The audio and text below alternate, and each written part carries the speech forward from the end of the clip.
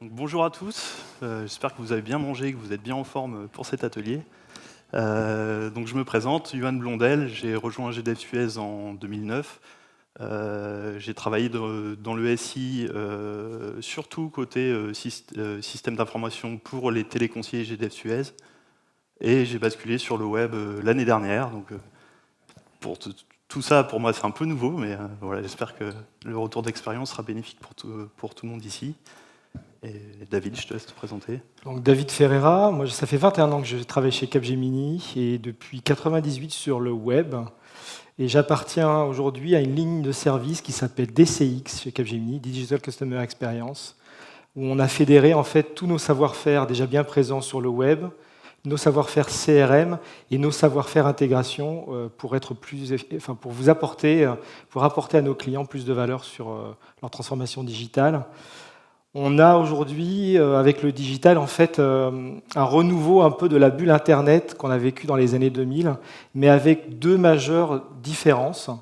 La première, c'est contrairement aux années 2000, fin 90-2000, où on s'est beaucoup occupé de la surface des choses.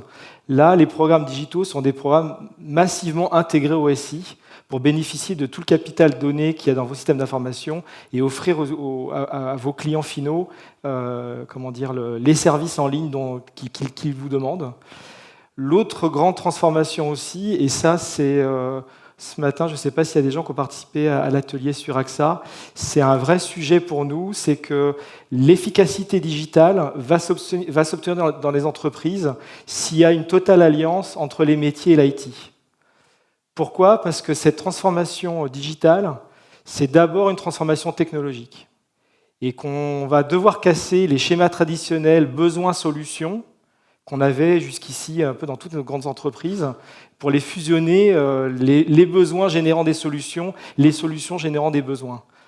Et donc, avec Capgemini, en fait, on aide nos clients, justement, nos clients IT et nos clients business, à réaliser cette alliance pour avoir une efficacité digitale optimale. Voilà.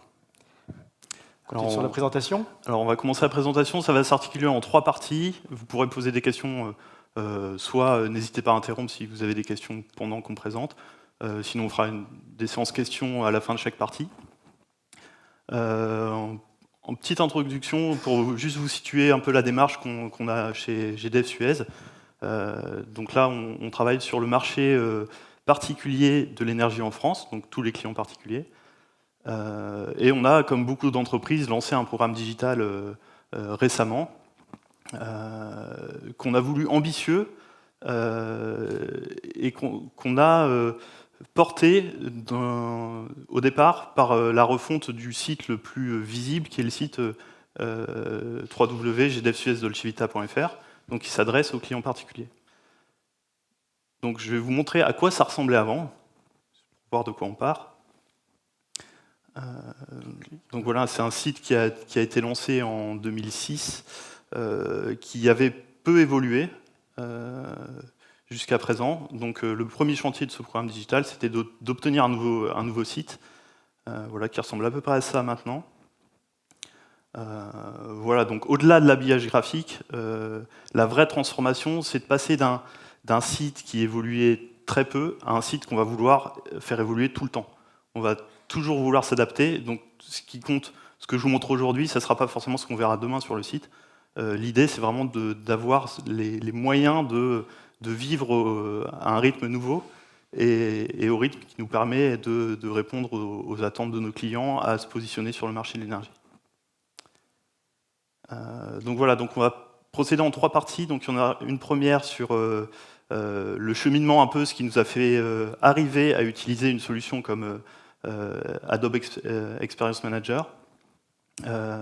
Ensuite, on va vous expliquer ce qu'on a mis en place tout autour, donc l'idée d'usine à site. J'expliquerai tout à l'heure en quoi ça consiste.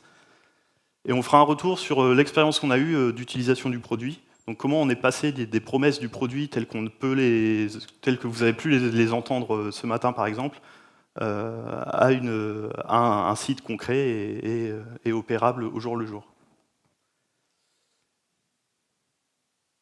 Donc on a 2 enjeux en fait qui conduisent l'activité sur le site et toute notre réflexion en fait, pour arriver au programme digital tel qu'on l'a conçu aujourd'hui, c'est qu'on a toujours besoin de deux choses en fait. C'est d'avoir un site qui fonctionne tout le temps. Donc la partie SI, il faut que la SI soit irréprochable. Là, c'est pas compréhensible pour un client qu'on tombe sur une page d'erreur en arrivant sur le site, que le site soit lent, que aujourd'hui, c'est censé fonctionner d'une manière irréprochable. Donc sur la qualité SI, on se doit d'être impeccable. D'un autre côté, on a besoin de flexibilité, on a besoin de s'adapter au jour le jour. Quand un concurrent lance quelque chose sur son site, il faut qu'on sache répondre dans la journée, dans la semaine. Donc on a besoin d'être très très flexible et d'arriver à transformer ces nouveaux canaux digitaux très rapidement. Donc parfois ces deux enjeux sont un peu contradictoires, c'est difficile de trouver l'équilibre. Donc je vais vous expliquer un peu le cheminement qu'on a eu. On a eu en gros 3 étapes. On est parti en 2006 avec un site développé par l'IT, voilà, qu'on a développé avec Accenture, je crois, qui était un site vraiment... l'IT a développé tout le site. Quand il fallait modifier quelque chose sur le site, ça repassait par l'IT, donc des commandes du métier marketing à l'IT, avec un processus qui est très sécurisé, donc le site fonctionne bien parce qu'à chaque fois il y a tous les processus IT très lourds qui permettent de faire des tests à non plus finir. Mais si on veut changer quelque chose du jour au lendemain, c'est juste impossible. Donc on se retrouve avec quelque chose qui est très bon au niveau de la qualité SI, mais qui n'offre aucune flexibilité. Et du coup, un outil qui n'est finalement pas très utilisable pour le métier marketing. En 2009, on s'est dit, bon, il nous faut quelque chose de flexible. Donc on a changé complètement l'approche. Et on appelait ça la séparation des couches. Et l'intégrateur. Et d'intégrateur. Et d'intégrateur. Et là, l'idée, c'était de dire le métier à la main sur tout l'habillage visuel. L'IT garde tout ce qui se passe derrière. Donc ça résolvait le problème, partiellement le problème de flexibilité, de réactivité. L'inconvénient de ça, c'est qu'il fallait avoir des compétences très techniques côté métier, avec des gens qui manipulaient très bien le développement web. Et on a créé un fossé, en fait. On a créé une incohérence ou un risque d'instabilité sur le SI en ayant deux couches qui, parfois, n'arrivaient pas à bien se parler. Ouais, il y avait aussi, parce qu'on en a parlé ce matin avec AXA, la notion de template, c'était basé sur des templates. Finalement, le métier a découvert que c'était de l'IT qu'ils étaient obligés de faire. Gérer en version, toutes les présentations. Donc ça a aussi mis un frein à l'utilisation de ce modèle basé sur la séparation de l'IHM et des templates. Et on arrive du coup au lancement du programme digital en 2013, qui aboutit en 2014 à l'utilisation d'Adobe AEM, donc, qui finalement pour nous est une boîte à outils qui est assez structurée pour garantir l'utilisation et garantir que le site continue à fonctionner très bien, et qui donne la main suffisamment au métier pour que le site puisse évoluer rapidement. Donc voilà, ce n'est pas la solution idéale. Les gains ne sont pas garantis, parce que c'est toujours une question d'équilibre. Donc même, quelle que soit la technologie, il faut trouver toujours le bon compromis entre ce qu'on veut mettre à la main du contributeur de tous les jours, qui n'a pas forcément en tête toutes les notions de performance, de stabilité, de tout ce qui n'a pas besoin de connaître tout ce qui va se passer derrière, et une flexibilité qui est nécessaire. Donc, quelle que soit la technologie, en fait, on a toujours ce problème-là. Là, on y arrive mieux avec la boîte à outils Adobe parce qu'elle est déjà structurée de base, donc ça nous donne une ligne directrice. Après, là, on a évalué un résultat beaucoup mieux que ce qu'on avait fait précédemment, mais il y a quand même un travail à faire pour y arriver.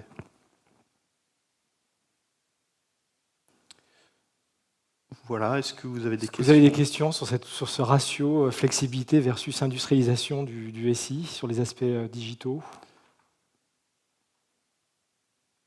Là, on doit avoir un micro peut-être qui est disponible. C'est l'effet digestion. Ouais. On en aura peut-être plus tard, c'est pas grave. Ok. N'hésitez pas à réintervenir plus tard, hein, si vous le souhaitez. On va passer à la partie usine à site. Donc c'est quelque chose qui n'est pas forcément lié à l'outil, mais on a lancé une démarche digitale qui n'est pas forcément drivée par des outils. Ce qu'on souhaitait, c'est arriver à transformer un SI qui était déjà présent, qui était plutôt orienté conseiller en ligne. Il faut savoir que la plupart des interactions clients avec GDF US, ça a été le téléphone pendant longtemps et ça l'est encore. Quand vous déménagez et que vous voulez un nouveau contrat, le premier réflexe, ça reste d'appeler. Et souvent, malheureusement, d'appeler EDF. Mais bon, on essaye de contrer ça. Et donc, l'enjeu, c'était aussi de transformer le SI pour en faire un outil digital. On partait à la base d'un site Dolce Vita qui fournissait un contenu assez institutionnel, quelque chose où on voulait gérer principalement la relation client, donner de l'information, mais pas forcément conquérir de nouveaux clients ou vendre avec le site. On avait aussi une intégration derrière avec les outils SI, donc on a un espace client bien sûr sur le site, qui avait été fait exprès pour le site et qui n'était pas forcément très évolutive. Ouais, en fait, c'est un portail basé sur SAP. Donc évidemment, quand on voulait faire évoluer quelque chose, il fallait tirer tout SAP avec. Donc c'est pour ça qu'étaient apparus ces sites satellites. Voilà, et on a eu, pour rester flexible, en fait, on a développé un certain nombre de sites satellites, donc à chaque fois avec des intervenants différents, avec une charte qui peut varier un petit peu, une cohérence d'ensemble qui n'est pas forcément au rendez-vous, et surtout un coût total qui reste très élevé, parce qu'on va avoir plusieurs hébergeurs, on va avoir plusieurs prestataires qui vont assurer la maintenance. Du coup, au global, on avait quelque chose de très disparate et quelque chose qui coûtait assez cher en maintenance. Pour finalement peu d'agilité. Parce qu'effectivement, ces sites satellites, ils présentaient quasiment aucune intégration avec le système d'information. Donc c'était une façon pour le métier de retrouver de l'agilité par rapport à son portail qui était basé sur SAP. Mais finalement, ça ne répondait pas non plus à ce besoin d'évolutivité et de souplesse. Voilà, donc ça, c'était le cas sur le site Dolce Vita qui est adressé aux clients particuliers. On a aussi d'autres sites un petit peu dans un périmètre proche qui sont, par exemple, le site pour la vente par les partenaires. On a, par exemple, Darty ou Conforama qui vont vendre des contrats d'énergie et qui vont se connecter à un portail pour faire leur vente. Donc on avait un peu le même constat sur plusieurs sites et du coup le même enjeu qui était d'arriver à refondre tout ça et d'avoir des outils qui soient beaucoup plus performants, beaucoup plus mutualisés. Donc la solution sur laquelle on est parti, c'est de se faire un socle, qu'on appelait socle digital d'ailleurs, dont le principe est de mutualiser tout ce qu'on peut mutualiser. Pas forcément tout, mais tout ce qui fait du sens. Donc on a deux niveaux de mutualisation. On a un niveau technologique, on va utiliser les mêmes technologies pour tous nos sites.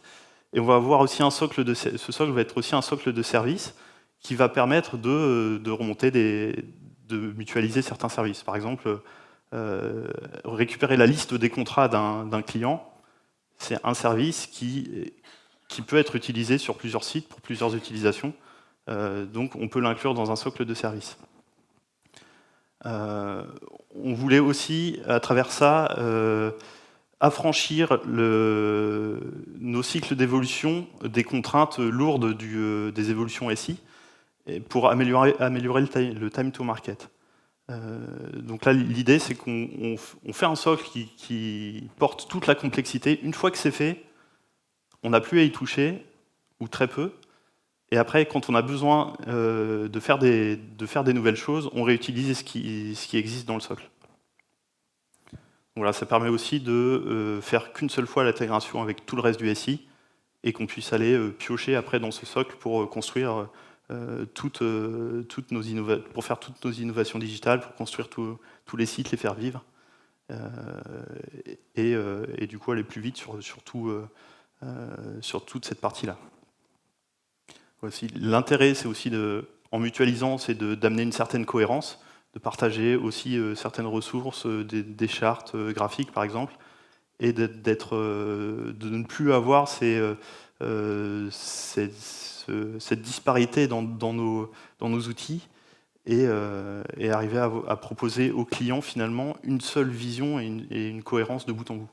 Oui, il y avait aussi, évidemment, quand il y avait le site principal, le portail principal avec tous ces satellites, il y avait aussi des parcours clients, des parcours de clics, qui n'étaient pas du tout traités de bout en bout. Il y avait des ruptures, on voyait largement les coutures entre le portail et ces sites satellites. En offrant une plateforme unique, ça permet au métier de reconcevoir complètement ces parcours pour avoir une efficacité de bout en bout sur tout le parcours, toute la chaîne de parcours, quelles que soient les fonctionnalités, passer d'un conseil économie à une vente en ligne, par exemple. C'était quelque chose qui était impossible dans l'ancien système, parce que c'était 2 sites séparés.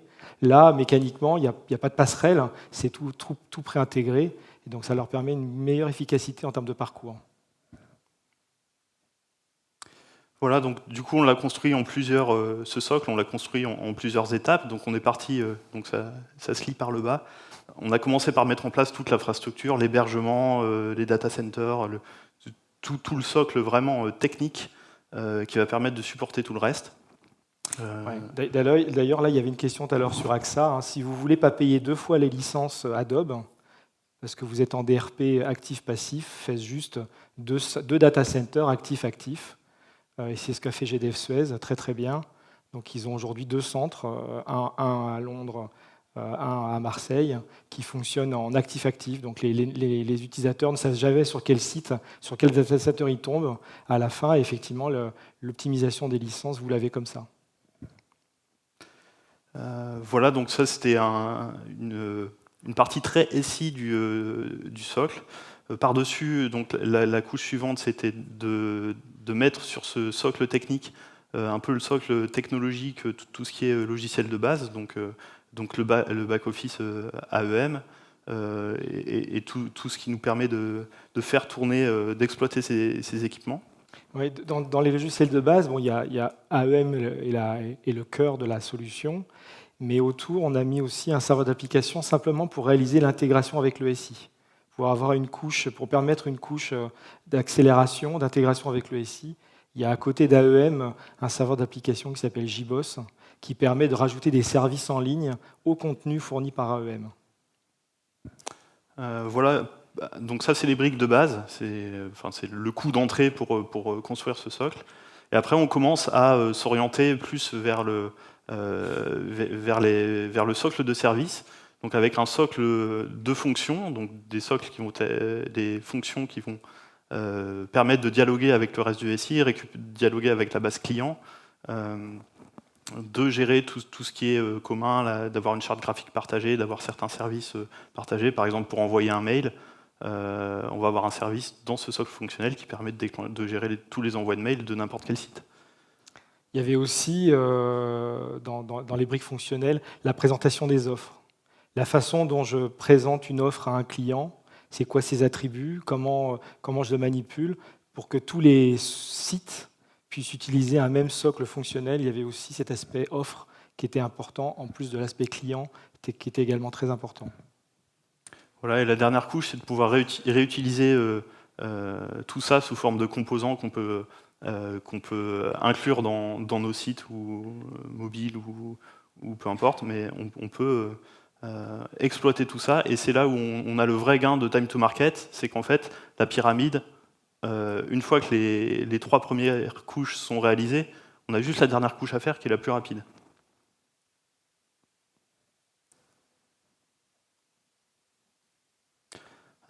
Voilà, au-delà de l'aspect un peu technique, un peu technologique de ce socle, on retire pas mal de gains aussi au niveau organisationnel. On peut, sur cette base-là, avoir plusieurs modèles pour délivrer des évolutions, pour faire évoluer les sites. Donc on a des modèles un peu itératifs, incrémentaux, où on va faire sous forme de forfait, on va faire une évolution de A à Z. Après, on lance aussi de plus en plus des modes agiles où on se rapproche, comme le disait David tout à l'heure, de plus en plus du métier. On voit que c'est ce qui fonctionne très souvent le mieux. Alors, on se rapproche du métier pour co-construire les évolutions. Et après, on va avoir des rythmes différents, des rythmes d'évolution sous 2 semaines, d'autres au mois, d'autres au trimestre quand il y a plus d'impact. Mais dans tous ces modes de fonctionnement, on va ressortir la même chose. On va sortir la même forme de développement, la même forme de spécification. On va déployer de la même façon, ce qui permet derrière de maintenir tout ça de la même façon et du coup de gagner cette mutualisation qu'on recherchait, qui était d'avoir quelque chose qui permet d'avoir un coût minimum en utilisation et qui permet une flexibilité, parce que du coup on peut basculer d'un mode à l'autre, vu on ressort à la fin le résultat est le même, à la même forme, on peut arriver facilement à basculer d'un mode à l'autre. Ouais, et ces modèles en fait sont hyper importants parce que il faut maximiser l'agile, c'est sûr, mais il y a plein de cas où le reste du SI n'est pas agile. Et donc imposer un rythme agile, parce SAP reste encore le fondamental derrière des informations clients. Hein. Il y a SAP ASU pour la facture et SAP CRM pour la base de données clients. Et donc il y a certaines évolutions qui ne pourront pas se faire en mode agile parce qu'elles traînent quand même encore du SI legacy. Et donc il fallait pouvoir offrir ces différents modèles pour pouvoir faire le meilleur choix au bon moment. Être agile quand le métier a besoin d'explorer son besoin, être plutôt itératif incrémental quand il y a une forte intégration et des évolutions à intégrer côté legacy moins agile, on va dire. Alors on a aussi défini une organisation qui est socle, et on part sur un rythme, en fait, sur un rythme dans le calendrier qui reste tout le temps le même, donc avec une cadence par mois. Tous les mois, il se passe quelque chose. Donc après, peu importe le time to market qu'on vise ou le mode de delivery, on va avoir ce rythme qui va permettre d'avoir des mutualisations et pouvoir basculer les équipes, mutualiser tous les efforts de déploiement. Donc là, on va avoir un cycle un peu long avec sur un trimestre. Et on va pouvoir caler sur le même calendrier des cycles plus courts sur un mois. Ce qu'il faut visualiser, c'est qu'on a une seule plateforme, il n'y en aura jamais qu'une seule, sur laquelle vont se développer plusieurs sites en parallèle, voire plusieurs évolutions en parallèle. Et donc il faut avoir à la fois de l'agilité dans la solution, mais aussi de l'agilité dans le mode de delivery, pour que tout ça arrive à la fin sur la même plateforme avec le même niveau de qualité.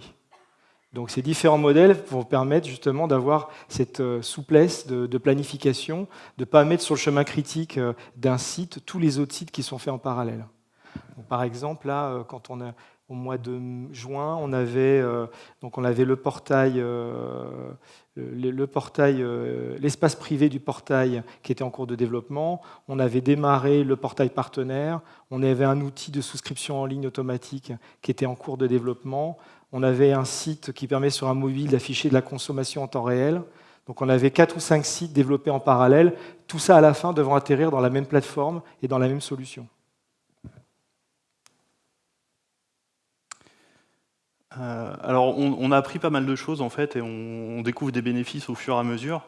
Déjà, il y a un aspect sur lequel on apprend beaucoup en faisant, c'est la modularité. Et la question de se dire, mais qu'est-ce qu'on doit mettre dans ce socle? Si on met des choses qui sont très spécifiques, ça n'a aucun intérêt, parce que c'est pas du tout, ça ne sera pas réutilisé, on va se mettre des contraintes pour rien.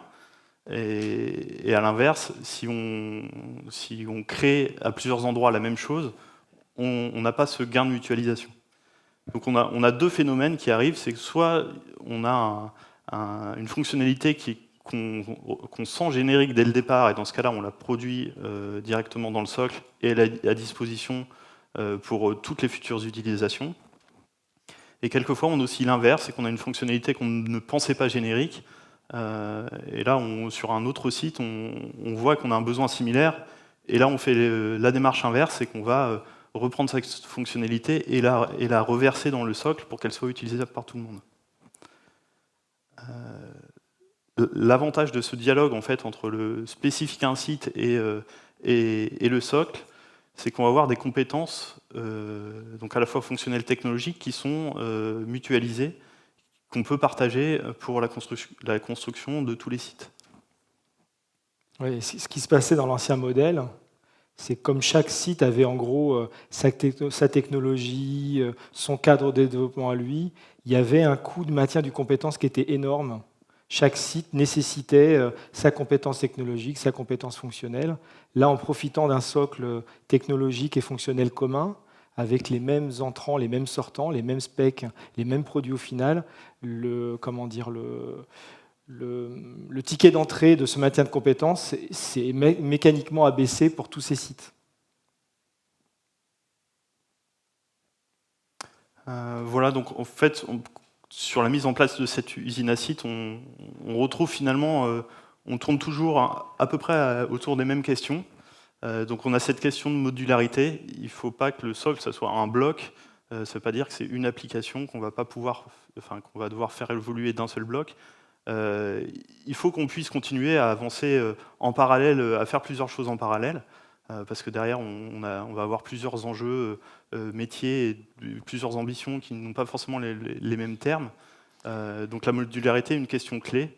Il faut découper de sorte à pouvoir continuer à avancer plusieurs choses en parallèle. Ça, c'était un fort risque au départ, hein, parce qu'en partant avec une seule équipe, une seule techno, on voulait à tout prix éviter l'effet monolithique d'avoir un seul gros site avec des sous-rubriques entre guillemets. Donc on a mis un focus très fort et sur le socle et sur les sites eux-mêmes, dans la même infrastructure Adobe, et ça marche très très bien, de gérer le multisite et d'isoler chacun de ces sites pour qu'ils vivent tous leur projet à eux. Le métier, il va profiter de ce socle technologique et de ce socle d'infrastructure, mais on ne va pas lui donner des contraintes par rapport à son planning. En tout cas, on va minimiser les contraintes par rapport à son planning. Voilà, l'enjeu, c'est d'arriver à mutualiser sans créer de nouvelles contraintes ou un minimum. Un enjeu, c'est aussi la cohérence. En ayant ce mode un petit peu central de traitement des évolutions, on limite les risques d'incohérence. Comme on passe par les mêmes personnes, par les mêmes process, par le même outil, on a plus de chances de ne pas faire différemment de ce qu'on a fait à côté. Par exemple, d'un point de vue fonctionnel, on a eu des grands débats entre le métier qui gère les clients finaux et le métier qui gère les partenaires, parce que chacun voulait présenter les mêmes offres de façon différente. Donc on s'est posé la question de pourquoi cette différence sur la présentation des offres, pour au final, c'était juste en fait le poids du passé qui faisait que mécaniquement une équipe pensait d'une certaine façon les choses, et donc on a réussi à les rapprocher les deux métiers pour avoir un gain fonctionnel de réutilisation bien supérieur que si on avait laissé les deux métiers travailler complètement séparément. Donc ça, c'est aussi, je trouve, une des valeurs du digital et de l'IT au cœur du digital, c'est que même si effectivement l'IT n'est pas là pour poser exprimer des besoins vis-à-vis des métiers, le fait d'avoir cette connivence entre l'IT, le métier, tout ça au bénéfice au final du client, ça permet d'être aussi plus efficace ensemble.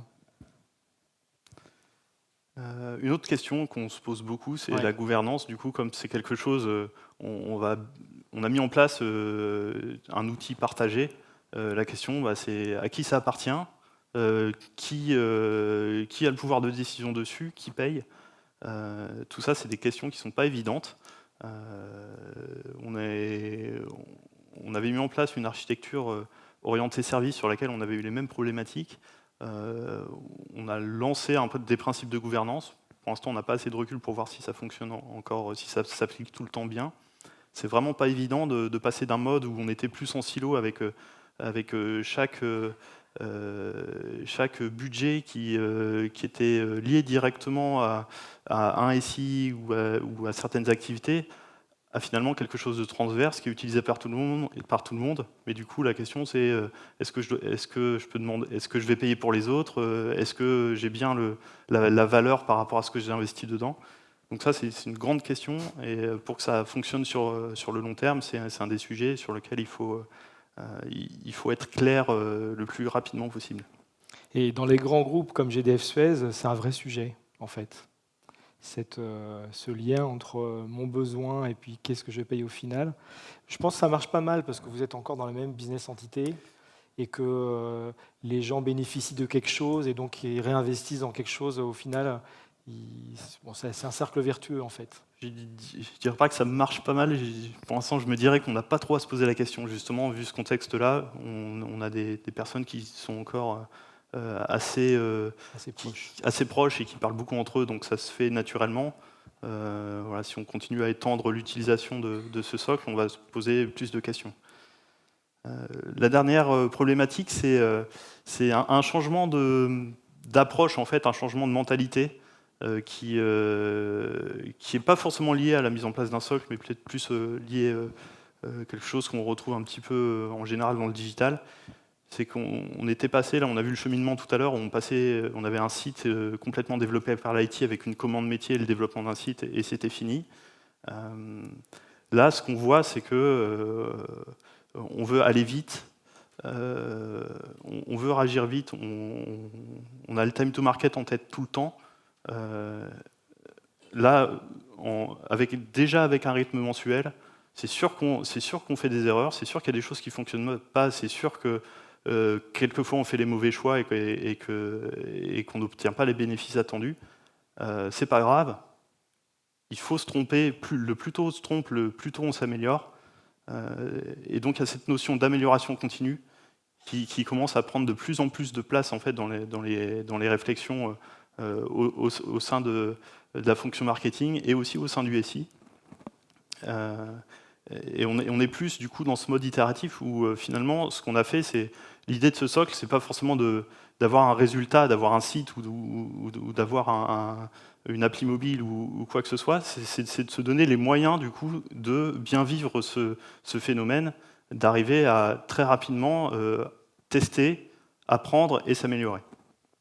Ce qui est pas mal en plus dans la démarche de GDF Suez, j'ai trouvé, moi, c'est qu'ils ont même intégré ce test and learn. Ils ont lancé une espèce de communauté d'utilisateurs un peu pilote sur certaines fonctions critiques pour eux. Et ils ont même intégré au niveau du métier ce test and learn en direct avec leurs clients. Et ça, je trouve, là, on parlait ce matin de comment améliorer la relation à son client. Quand on arrive à ce niveau où on demande finalement, ce qui est compliqué pour tous les gens qui font du digital, c'est que l'utilisateur final du système, il n'est pas à côté du métier en train d'exprimer ses besoins et de faire ses specs. Et là, en l'occurrence, sur certaines fonctions très critiques, ils ont réussi à intégrer leur client final dans cette démarche de test and learn, ce qui a un double effet, c'est qu'effectivement, du coup, leur solution, quand elle est déployée sur le marché, elle est beaucoup plus efficace. Et en plus, ces utilisateurs pilotes font partie d'une espèce de club qui vont mécaniquement faire du bruit sur l'utilisation des services GDF Suez. Je trouvais ça, c'était une très très bonne idée. Merci. Voilà, est-ce que vous avez des questions sur cette usine à site ou n'importe quelle question? Oui.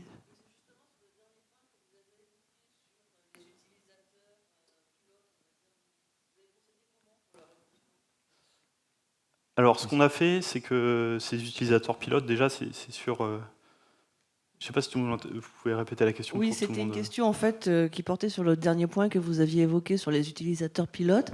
Et comment, avec une telle base client, comment vous avez procédé pour leur recrutement? Alors en effet, on a sur le marché particulier, on a actuellement 10 millions de clients, donc on ne lance pas une expérimentation sur 10 millions de clients. Ce qu'on a fait, c'est que ça, on l'a fait sur une nouvelle offre dans le but de l'expérimenter.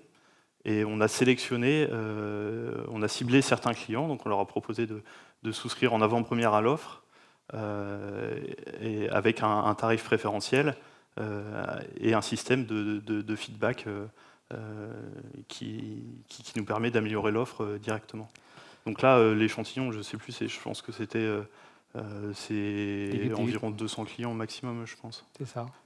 En fait, ce qui est vachement bien dans l'analyse de GDF Suez, c'est qu'ils ont fait le constat qu'un utilisateur du site ou du téléphone, en gros, il passe par an 6 minutes avec GDF Suez. C'est pas comme Sephora ou le retail dont on parlait ce matin, où mécaniquement on revient en magasin parce qu'on rachète des produits. Là, en gros, les gens passaient 6 minutes sur le site web pour aller payer leurs factures par an. Et donc, dans la nouvelle approche de GDF, ils veulent, et je pense que ça c'est hyper vertueux dans le monde du digital, ils veulent générer la relation client en continu. Donc, ils sont en train d'imaginer une offre dont je ne peux pas vous parler, qui va gérer cette relation en continu.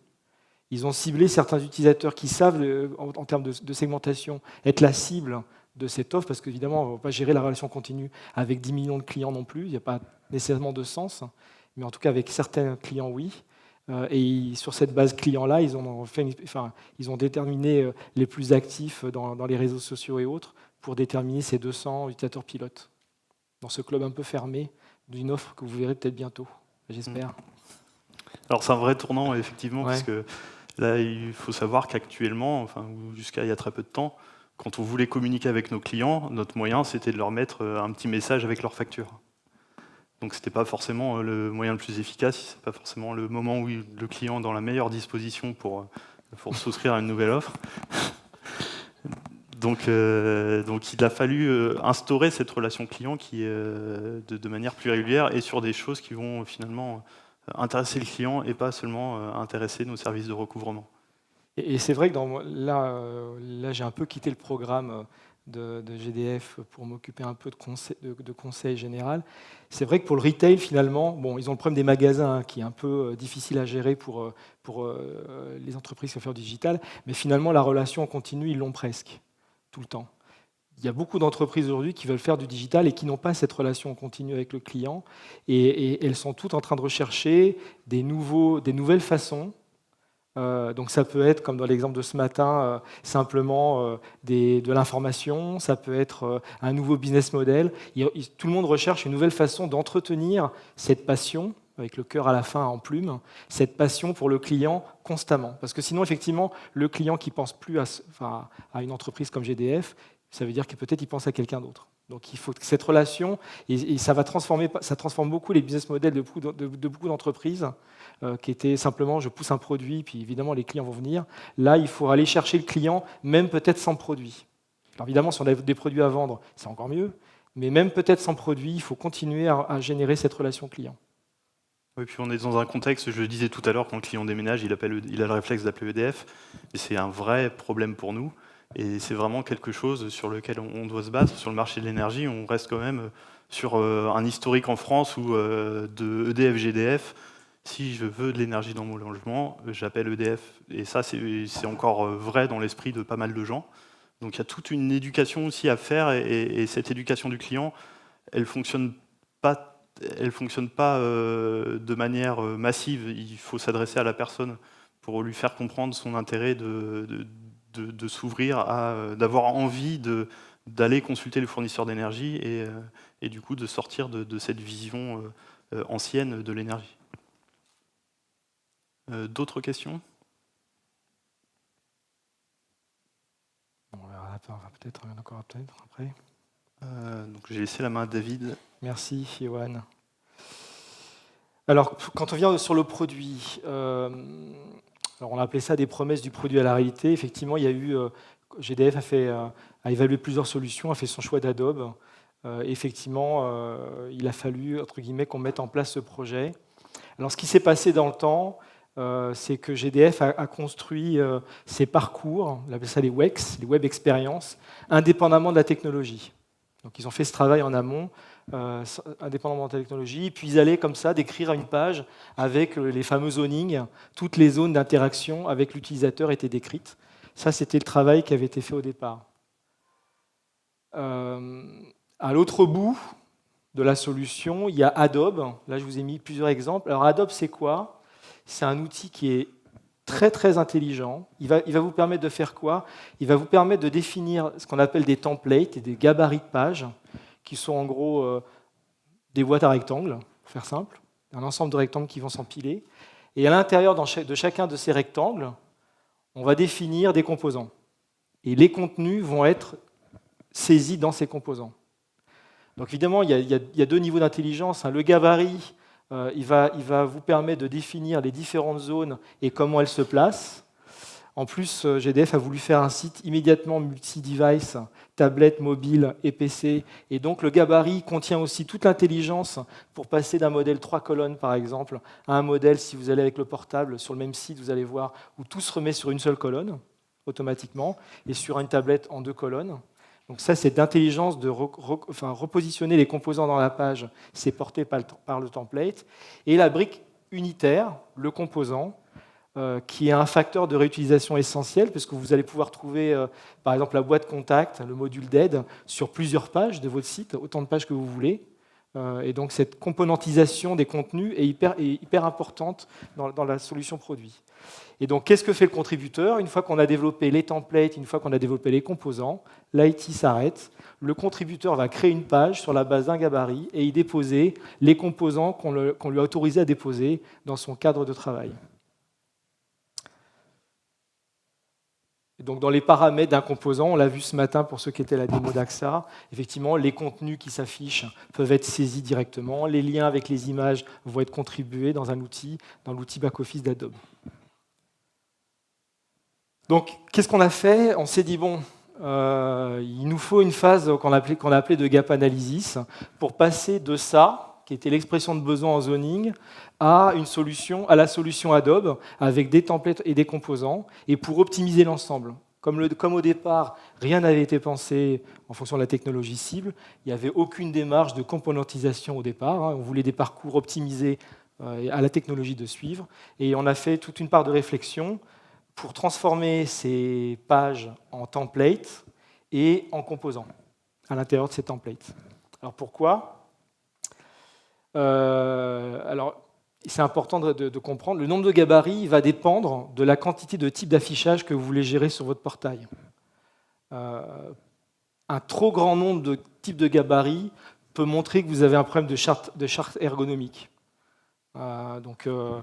Si vous avez trop de façons de présenter les choses, c'est peut-être qu'il y a un peu de factorisation à faire. Ça va réduire les coûts et puis ça va rendre votre site beaucoup plus homogène du point de vue de sa navigation. Et puis, il y a eu un autre débat aussi qu'on a eu. Quelle facilité on veut donner aux contributeurs lors de la saisie, d'accord? Les gabarits génériques, on peut dans la boîte ici, si je reviens en arrière, je ne sais pas si ça marche comme ça. Voilà. On peut dans une zone dire, ici dans cette zone, je n'autorise qu'un seul type de composant, ou on peut dans cette zone autoriser tous les types de composants possibles. La différence entre les deux, ça va être la facilité que va avoir le contributeur au final pour faire ses pages. Plus il aura de souplesse, plus il devra travailler. Moins il aura de souplesse, plus il sera cadré et plus il ira vite sur sa production. Donc en fait, c'était aussi important pour nous de savoir quels étaient les gabarits qui allaient être le plus souvent utilisés pour minimiser le travail en back-office sur ces gabarits-là. Et puis sur les autres, les pages un peu fond de rubrique, très exotiques, ouvrir au maximum les possibilités du gabarit pour là, au contraire, donner de l'agilité au métier. Et puis bon, l'effort étant rare, c'est pas très grave. Donc, en ayant fait ce travail sur la base des zones au départ, on est quand même passé de 86 gabarits présentés par le métier avec eux, on est passé à 14. Donc là, ce travail-là, à nouveau, on aurait pu, comme dans l'IT des années précédentes, simplement prendre leurs besoins, l'exécuter à la lettre. Il y a eu un vrai travail avec GDF16, avec la maîtrise d'œuvre, avec le métier, pour finalement reconcevoir un petit peu le besoin, à la marge, pour quand même au final, on va dire, diviser par 8 la complexité du portail, et à développer, et à maintenir, et je pense pour l'internaute, même à naviguer. Alors ça a changé un petit peu vraiment l'approche sur le projet de refonte du site, c'est qu'au départ, on pensait juste reconstruire un site, et finalement, ce qu'on a fait, c'est qu'on a construit une boîte à outils qui permet de faire un site. Et ça, du coup, ça a changé beaucoup l'approche, ça a beaucoup plus impliqué les représentants du métier et les représentants aussi des équipes de contribution, ceux qui vont aller mettre à jour le contenu au jour le jour, parce qu'on s'est attaché à construire une boîte à outils qui permettent d'atteindre la flexibilité qui était souhaitée. Et pas seulement d'avoir le rendu qui était décrit dans les pages de zoning. On a vraiment travaillé sur l'outil et pas directement sur le site. Sur les composants, donc il y a eu un premier travail sur les gabarits, un deuxième travail sur les composants. Sur les composants, le premier constat, c'est que Adobe en fournit plein dans sa boîte à outils, mais en fait, il y en a pas mal finalement qu'on n'a pas pu vraiment utiliser. Pourquoi ? Parce qu'à nouveau, comme le travail initial n'était pas partie de la solution, finalement, la chance de retrouver dans le zoning exactement le même composant que celui imaginé par Adobe dans sa boîte à outils, on va dire, quand on le sort de la boîte, était proche de zéro. La charte graphique, et notamment les aspects responsive design, ont mis beaucoup de contraintes sur le template, mais aussi à l'intérieur des composants, parce qu'en gros, les points de rupture, ils vont être à gérer pour chacun, pour chaque site. Et donc, il est naturel que ce que fournit Adobe en standard n'implémente pas tous les points de rupture possibles, inimaginables de tous les sites web de la Terre. Ça, ce n'était pas possible. Et puis, il y a eu aussi un énorme travail qui a été fait par un cabinet qui a sélectionné GDF Suez sur le Web Analytics et sur le SEO, où on a dû enrichir, enfin, au final, dans le rendu de la page générée, par tous ces composants et ces templates, il y a une utilisation très fine du HTML pour optimiser le moteur de recherche, enfin, pour que le moteur de recherche Google optimise la recherche, et puis pour taguer tout ce qui est clic, tout ce qui est page, tout ce qui est affichage de composants, pour faire un bon marquage de son client préféré qu'on veut suivre au détail. Ça, c'était le premier constat. Le deuxième constat, bon, là, je ne vais pas mettre des gens en valeur, mais d'un point de vue sémantique, il y avait beaucoup de composants qui portaient la même notion, mais avec des looks différents. Donc, par exemple, il y avait des listes de services. Ces services, vous n'allez pas le lire, mais je vais vous le lire. Ces services pourraient également vous intéresser. Ça, c'était sur certaines pages. Et puis, sur d'autres pages, il y avait ces services peuvent également vous intéresser, mais avec un look complètement différent. Donc, à nouveau, on a challengé les besoins métiers en leur demandant si vous voulez vraiment tous ces représentations différentes finalement de la même information, la liste des services complémentaires.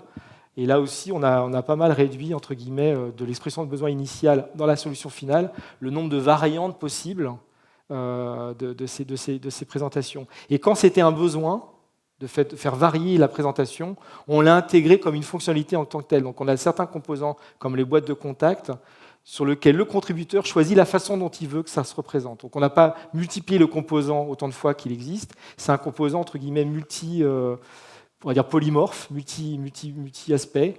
Donc on a aussi challengé le métier sur ces besoins-là. Le troisième constat, c'est, mais au final, quelle aide on va donner aux contributeurs ? Est-ce qu'on veut leur laisser toute la main possible sur la mise en page? Et donc, dans Adobe, il y a des outils comme le composant Rich Text, dans lequel le contributeur finalement fait le HTML qu'il veut. Mieux encore, il y a la notion de design importer qui permet à l'équipe de contribution de faire un fichier, un paquet avec du HTML, du JavaScript, et directement de le mettre au cœur d'une page. Donc ça donne une grande flexibilité au métier. Donc ça, c'était un premier besoin, mais en même temps, il fallait que cet outil se déploie en termes de back-office à des utilisateurs non avertis du HTML, du JavaScript. Et donc cette part de, si j'utilise des composants génériques comme Rich Text et Design Importer, mécaniquement, je vais avoir quand même des gens qui ont une connaissance du HTML qui vont devoir contribuer, ou est-ce que je fais des composants très spécifiques pour que entre guillemets, j'ai une assistance complète des utilisateurs. Donc on a suivi ensemble lors des comités contractuels, parce que c'était un point important, le taux de standard utilisé par la plateforme, avec à chaque fois un challenge vis-à-vis des utilisateurs sur vous voulez un composant spécifique, est-ce qu'il est très présent, est-ce que ça va vraiment être une aide, ou est-ce que vous ne voulez pas simplement du rich text ou du design importer. Et donc cette intelligence, entre guillemets, où est-ce que je pose le spécifique versus le standard, on l'a eu sur les composants. Voilà, avec effectivement dans cette démarche de rationalisation, en gros 3 types. Utiliser les composants standards Adobe, ça va apporter un coût de maintenance à 0, puisque en gros on sort de la boîte, rien à faire. L'effort de contribution n'est pas optimisé parce qu'effectivement, c'est le contributeur qui va devoir faire sa mise en page complète dans le composant. Et puis la valeur métier non atteinte, parce qu'effectivement, le composant, comme il est générique, il ne porte pas de valeur en tant que tel. Il ne porte pas de lien vers les offres, pas de lien vers le DAM en tant que tel. Il y a le composant créé de façon spécifique. Donc on en a un certain nombre quand même. On n'a pas réduit à 0 ces composants spécifiques. Là, effectivement, ça génère un coût de maintenance parce qu'il faudra le maintenir tout au long de la vie du système d'information. Par contre, ça va largement optimiser l'effort de contribution. Il n'a que des lignes de texte à saisir ou des list box à renseigner pour que le composant réalise la présentation souhaitée complètement. Et la valeur métier est garantie, c'est-à-dire qu'il ne se pose pas de questions, ça va marcher naturellement, parce qu'en gros, c'est développé, c'est testé, c'est validé. Le composant contribué en HTML, donc je vous parlais du design importeur, donc je vais directement uploader le composant en HTML. Bon, évidemment, le coût de maintenance, pour l'IT, il est à 0. Pour le contributeur, lui, il aura de la maintenance à faire. Là, il y a un énorme effort de contribution, plus que même sur les composants standards, parce que là, il faut des compétences HTML, des compétences JavaScript. Donc, je pense qu'il faudra toujours en garder, mais en tout cas, il faut ce type de compétences. Et puis, la valeur métier est garantie par lui-même, d'ailleurs, au métier de garantir sa propre valeur dans ses composants qu'il manipule complètement. Alors, cette réflexion, c'est un très bon outil pour finalement se poser des questions sur quelle est la valeur de ce que je mets dans mon site. Est-ce que ça vaut le coup de lancer, d'investir dans telle ou telle chose? Par exemple, on avait eu un besoin, je pense qu'on peut en parler maintenant, on voulait faire un système on avait un besoin qui était arrivé, qui était de faire un système d'actualité avec tout un système de référencement des auteurs. L'internaute pouvait noter les articles, retrouver tous les articles d'un seul auteur. Sur un site comme Dolce Vita, c'est pas là où on a de la valeur. C'est pas là où on a beaucoup de valeur. Ça ne nous aide pas à vendre, c'est sympa. Ça va intéresser certaines personnes. Encore faut-il qu'on ait une base d'articles suffisante. Donc faire cet exercice-là, ça a permis de challenger cette valeur et de se dire, bah voilà, on peut le faire, hein, on peut tout faire. Par contre, du coup, combien ça va coûter en coût de maintenance SI à l'année, la contribution sur cette partie-là, à quel point ça va être lourd, et en quoi ça nous aide dans notre relation avec le client. Et du coup, avoir cette réflexion systématique, ça permet aussi de mieux cibler, parce qu'on n'est plus sur un besoin d'un site, on est sur plein de petits besoins d'afficher tel visuel, de mettre en place tel parcours, et ça aide à maturer plus rapidement sur ce qu'on souhaite faire. Voilà, donc on a construit cette petite matrice avec le métier pour l'aider à faire ce choix. Et au final, quand on a combiné les deux approches de gap analysis, entre l'approche template et l'approche composant, on a en gros divisé par 2 le coût du site. Si on avait simplement exécuté la demande initiale par rapport à ce qu'on a finalement réalisé. Alors au final, un petit SWOT, les forces du produit, ce que nous on a adoré, c'est que en fait c'est vraiment une boîte à outils. Donc ça peut s'adapter à tous vos besoins. Complètement, faire du standard, du spécifique, du socle, du multisite. Donc c'est un produit qui est très adaptable. C'était d'ailleurs la raison première pour laquelle le GDF a choisi Adobe, c'est que l'outillage de contribution, il est bien adapté, c'est clair, ça rend le service qui est attendu. La force aussi, c'est que, alors, c'est pas la force d'Adobe, c'est la force de la solution, c'est qu'on n'a pas utilisé Adobe pour y inscrire tous les services en ligne. D'accord ? Donc les services en ligne ont été développés à côté, sont complètement intégrés au sein des composants. Donc d'un point de vue de la couture, on ne voit pas les coutures, on ne passe pas d'un site à l'autre. Mais ça, c'était important d'utiliser le CMS vraiment pour ce qu'il sait bien faire, c'est-à-dire la gestion de contenu. Et pas y développer des formulaires ou des séquences de formulaires de souscription très complexes avec des règles de gestion dans tous les sens, parce que là, pour le coup, c'était dénaturer le produit. Sur les faiblesses, moi j'ai trouvé d'Adobe, finalement, cette boîte à outils de composants qu'on trouve dans la boîte, moi je l'ai vécu comme ça en tout cas, c'est plutôt une base d'exemple à reprendre que des vrais composants que je peux vraiment réutiliser.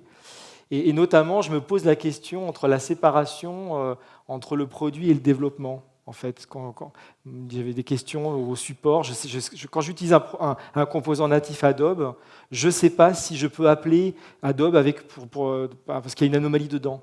Et comme les spécifications de ces composants ne sont pas très claires, je ne sais pas si je suis en droit d'appeler Adobe pour signaler une anomalie du composant. Et effectivement, comme c'est une boîte à outils, finalement, ce n'est pas très grave parce que je vais reprendre le composant, je vais y intégrer ma charte, mes contraintes, et au final, ça va rentrer dans la boîte à outils de GDF Suez et plus dans celle d'Adobe. Dans les faiblesses aussi... Alors, je voudrais juste revenir, David, sur ce que tu disais. Moi, ça me pose un problème clairement de ne pas savoir si c'est censé être fonctionner avec le standard Adobe ou si je demande à Capgemini de faire un développement, parce que derrière, je vais payer une maintenance supplémentaire. Donc, c'est vrai qu'il y a cette faiblesse un petit peu. Alors, c'est peut-être par méconnaissance qu'on ressent cette faiblesse. Mais on a eu cette difficulté dans l'identification des possibilités qu'offrait l'outil en standard. C'est qu'on n'avait pas l'impression d'avoir la connaissance complète du produit, de tout ce que le produit pouvait proposer. Donc on a procédé beaucoup par test, en essayant de manipuler la boîte à outils standard et essayer de faire des maquettes, voir comment on arrivait à répondre à nos besoins avec. Et quand ça ne répondait pas, du coup, on passait plus sur du spécifique. Mais on a le doute de ne pas avoir exploité assez l'outil tel qu'il était proposé de base. Ouais, en fait, ça, je le reprendrai sur l'aspect menace. Mais c'est vrai qu'en fait, lors de l'évaluation du produit, ce qui est compliqué, c'est que le diable est dans les détails. Lors de l'évaluation du produit, en fait, le métier a été conquis par l'outil. Et il y a vu un peu comme le Dreamweaver ou l'outil le Word, j'ai appelé ça le Word pour faire un site. C'est super, j'ai plus rien à faire, je prends les composants standards et je fais mon site à moi.